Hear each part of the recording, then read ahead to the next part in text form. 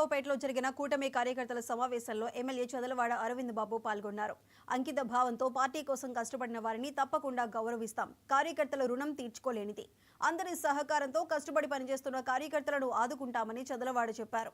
రాష్ట్రంలో కోటి సభ్యత్వాల మైలురాయి దాటింది. వారంతా రాబోయే ఎమ్మెల్సీ ఎన్నికల్లో కూటమి అభ్యర్థులను కష్టపడి గెలిపించాలని ఎమ్మెల్యే చదలవాడ సూచించారు.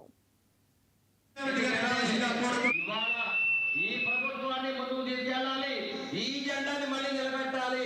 ఆ విధంగా మనం పోరాటం చేస్తేనే ఎప్పుడైనా కానీ ఈ రాష్ట్రం బాగుంటుంది. రేపు రాబోయే కాలం మీరు చూస్తారు. 2047కి ఎవరు కూడా అమెరికా వారు అమెరికా వాళ్ళు ఇక్కడికి వస్తారు. ఈ రాష్ట్రం ఏంటి? ఈ రాష్ట్రం అమరావతి రాజధాని ఉంది. పోలవరాలు కట్టారు. తాగునీటికి ఇబ్బంది లేదు, సాగునీటికి ఇబ్బంది లేదు. ఇటువంటి రాష్ట్రంలో మనం ఉంటాం. ఉండే కొద్ది ఏమవుతుందంటే జనం పట్టణాల్లో ఉండరు, పల్లెకి వెళ్తాం. మనం ఎవరి పల్లెకి వాళ్ళకి వెళ్తాం. పల్లెలు పట్టణాలకు గుర్తుపెట్టుకోండి. ఇవాళ మన అమెరికా లండన్ పల్లెలు మనం చూడలేము.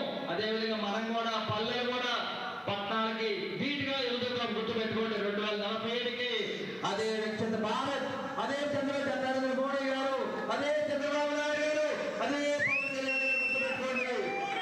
ముగ్గురు ప్రపంచవ్యాప్తంగా అత్యంత వ్యక్తులు ఉన్నారంటే నరేంద్ర మోడీ గారు, నారా చంద్రబాబు నాయుడు గారు, కూడా ఉన్నారు, పవన్ కళ్యాణ్ గారు. గుర్తుపెట్టుకోండి. ఈ ముగ్గురు నాయకత్వంలో భారతదేశం, ఆంధ్రప్రదేశ్ కానీ మొత్తం కూడా మన రాబోయే రోజుల్లో స్వర్ణ ఆంధ్రప్రదేశ్ మనం చూసుకుంటాము. ఇవన్నీ కూడా నిజంగా ఈ విధంగా జరుగుతాయి. ఈ విధంగా జరగాలి.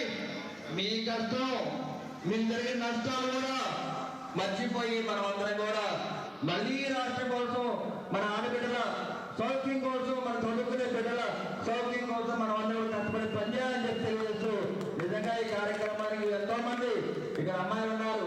ఏ రోజు కూడా అన్న రోజు పాదయాత్ర ఏంది